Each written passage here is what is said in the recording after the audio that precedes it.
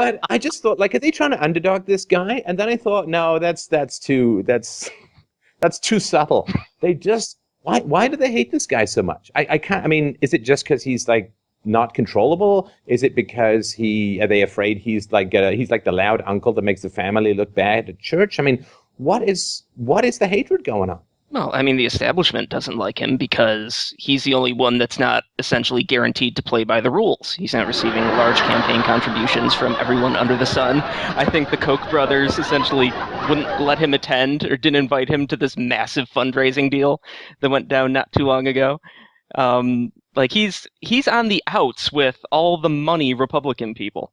And, the people that like the status quo and like the way that the game is currently rigged, they don't want anyone tipping over their checkerboard.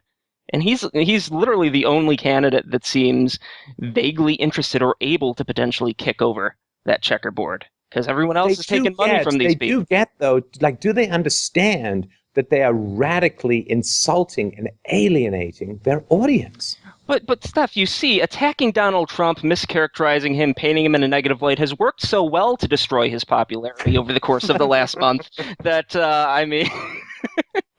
I mean, does Megyn Kelly understand that Donald Trump was working the media like a magician works a deck of cards before she was even conceived?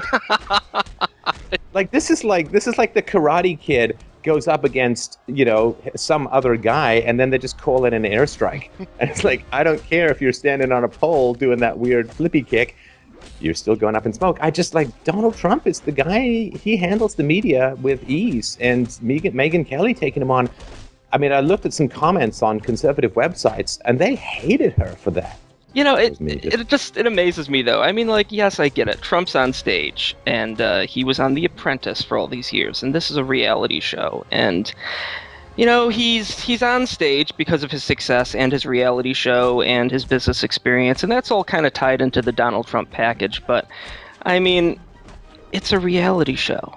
You're saying, for those that don't know, reality shows, there's a whole lot of scripted nonsense that goes on with reality shows to make them interesting. I think Penn Jillette's actually talked about this quite a bit. The moment that somebody, I'm sorry to interrupt, Mike, but the moment, and I know this because I get quoted out of context all the time, right?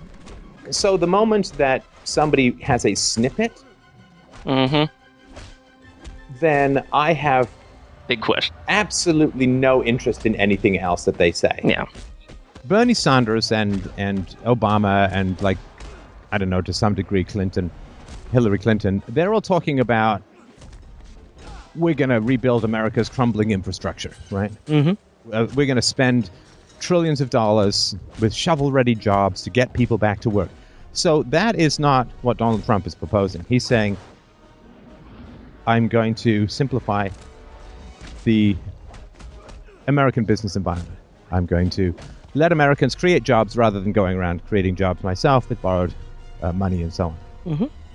And, of course, lots of politicians will say that, but the reality is that he's not been bought out by any special interest. This is kind of an unprecedented thing in American politics.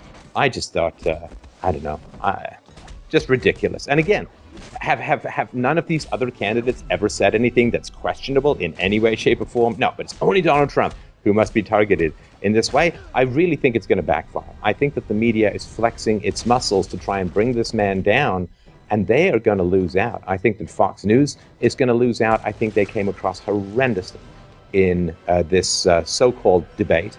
I think that the preening and the I, me, me, I attention-seeking by the moderators at the beginning was horrendous. I think that the obvious vicious biases that they showed throughout the entire debate renders them non-credible. The people in America really like Donald Trump. And when you really like someone, seeing ridiculous, petty, stupid attacks, if they worked, we wouldn't be having this conversation. The show would have gone the way of the dodo years ago. It doesn't work. It tends to strengthen whoever you hate. Well, and they have some strong empirical evidence of that in the last month with Trump's poll numbers, yet they decided to take a swing. And I guess we'll find out tomorrow in the days ahead what the fallout is. But you could have created a massive underdog and people that are going, man, they treated that guy terribly.